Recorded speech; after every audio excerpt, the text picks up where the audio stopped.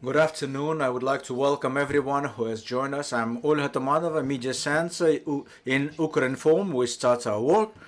It's the 9th year of the war, and it's 173rd day from the beginning of the all-in invasion, and I'm grateful to everyone who tells the truth about this war to the outside world. So, the events today are this. At noon, we'll have the director of active group of the reintegration of temporary occupied territories of Ukraine, who conducted the survey of the population in the temporarily occupied territories, learning their views on the status of those territories and on so-called planned referenda. So we're going to be talking about the results of this survey at 12. At 1 p.m., we'll have Natalia Gumenyuk, the head of the United Coordinating Press Center of Security and Defense Forces of the South of Ukraine. We'll discuss the current situation in the South and on the Black Sea. And at 1:30 p.m., we'll have Alexander Kubrakov here, the Minister of Infrastructure, and we'll be discussing the draft law on the return of excise duty rates on fuel. And now we have Kateryna Pavlichenko, Deputy Minister of Internal Affairs. Kateryna, hello. We're going to be discussing how to organize a safe education process. We're going to be discussing with Kateryna about the Safety Tutor project and equipping bomb shelters in our schools. Kateryna, the floor is yours. Thanks a lot. Hello, everyone. So, today I would like to tell you about the safe education environment, namely what the Ministry of Internal Affairs, the National Police, the State Service on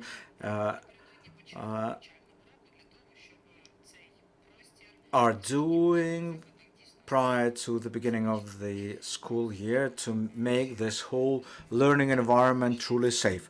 We recognize that the school year starts in a couple of days' time. That's why both the government and the private sector are working hard to make sure that the school year starts on time, safely, to ensure that as more as possible schools would be able to start the school year offline. So, upon the request of the Prime Minister of Ukraine, all of the regions have the commissions working on to access the ability to use schools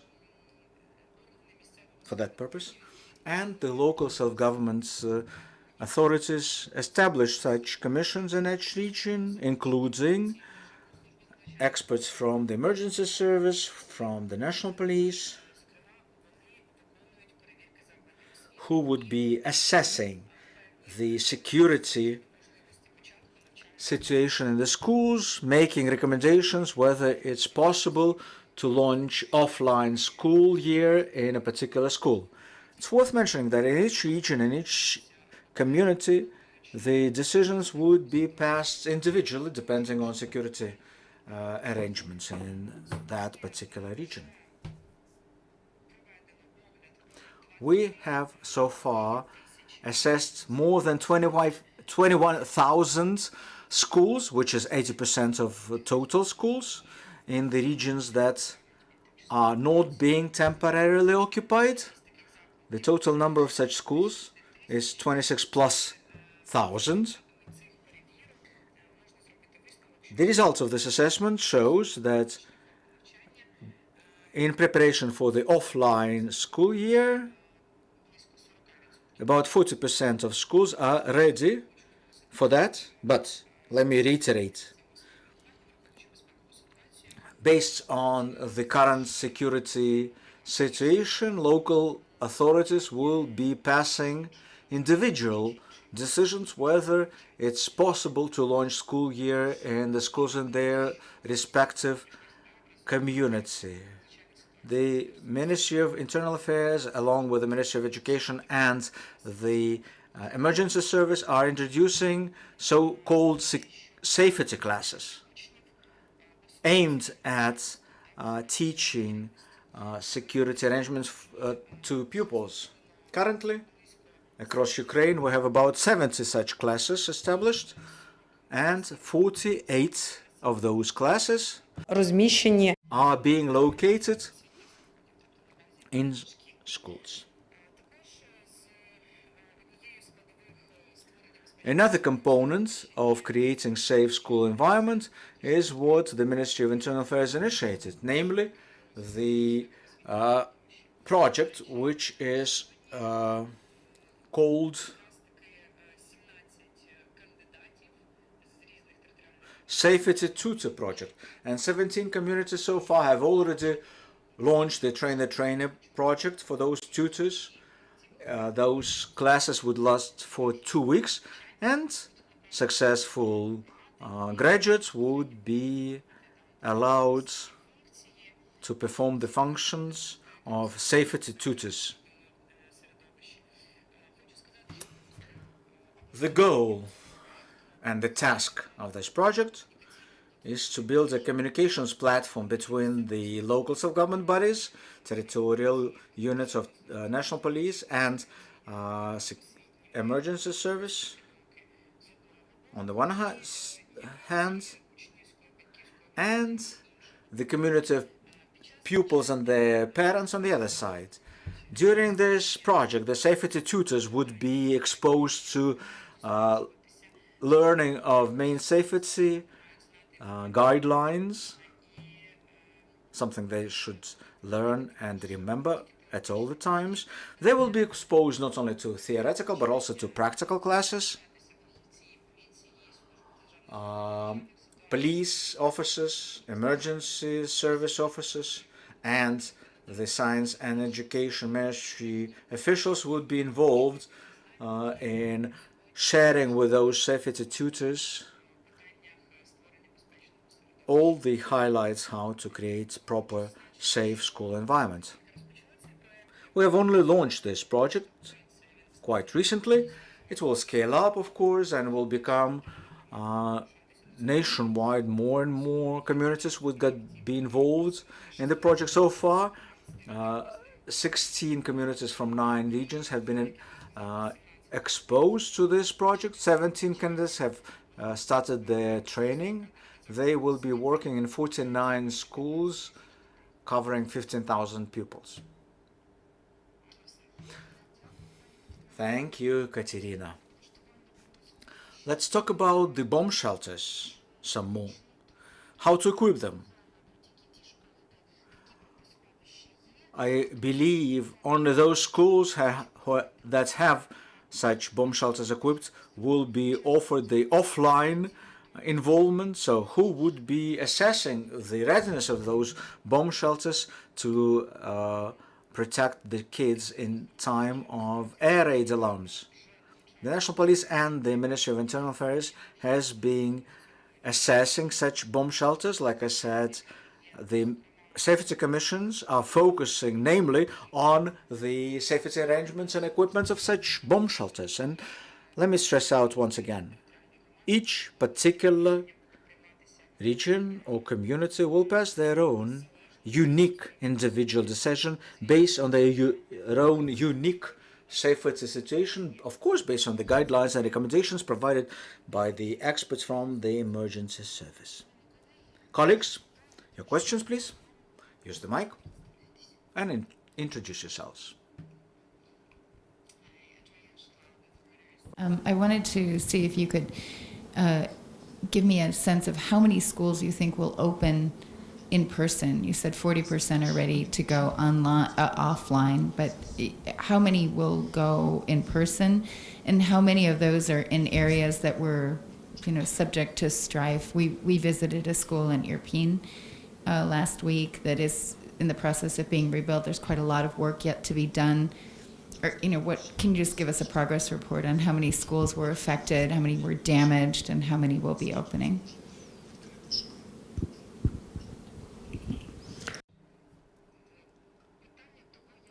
The question about which schools would be opened and in which regions would depend on the safety situation in the region. For instance, we clearly recognize that those territories which are currently being mostly exposed to shelling would most likely not a single school would be open there offline, even if they have all the properly equipped bomb shelters.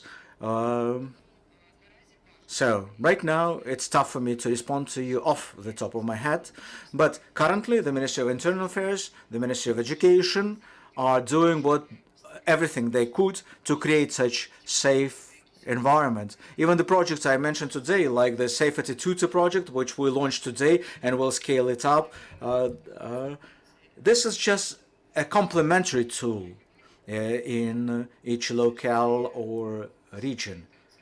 So that's our attempt to create the safe environment, focusing on security arrangements. But it's only a complementary tool to the decision made by the safety experts. But let me tell you this much. The situation evolves quite dynamically. Some of the regions are being shelled more frequently than others. Well, shellings from Russia. So in each individual case, the decision will be passed individually. Vladislav Olbuch, Ukrinform. On this Safety Tutor project, will you stick to a pilot, couple of dozen schools, couple of dozen tutors, or how fast will you be able to scale up? And what will be the functionality of those tutors? Will they be working with the teachers, pupils, both? I can only hope. Well, actually, I'm convinced that this project would become part and parcel of a bigger project, Safe Country, which is being currently drafted by our Ministry of Internal Affairs. For the time being, it's a pilot project, and we clearly recognize and acknowledge that those who are ready to be involved with this Safety Tutor project, yeah, you're right, it's still a pilot, but we'll improve on it and scale it up. But this project is not aimed at the upcoming 2 weeks, no. This is train-the-trainer effort. So as soon as those trained safety tutors would go to their respective regions, they would work there with local police officers and emergency service authorities to learn more tricks and skills, how to identify danger situations and how to deal with resolving them. So it's all about protecting the civilians, as well as how to counter bullying in schools and a number of other issues, all related to safety, health and the pupils. So the safety tutors will have to identify the additional safety training needs, thus helping to pass timely decisions how to streamline and improve the safety arrangements in a particular school. Let me clarify my question then. Will this tutor be working with pupils directly and training our kids, or only working with the school administrations? Well, mostly such tutors would be working with school administrators, but also with the pupils, but not independently, in the presence of the school teachers. Do I understand correctly that those school teachers will then help to follow up on the algorithm of safety arrangements shared by those safety tutors? Exactly. Such safety tutors are being trained on those safety algorithms. We have come up with so-called school safety passport, which covers all the main areas that a safety tutor should tick all the boxes, so he or she would have to follow up on this checklist. Thanks a lot. That was Kateryna Pavlichenko, Deputy Minister of Internal Affairs. Thanks a lot for joining us. A Colleagues, let me remind you, our next briefing will be at noon. Stay with us.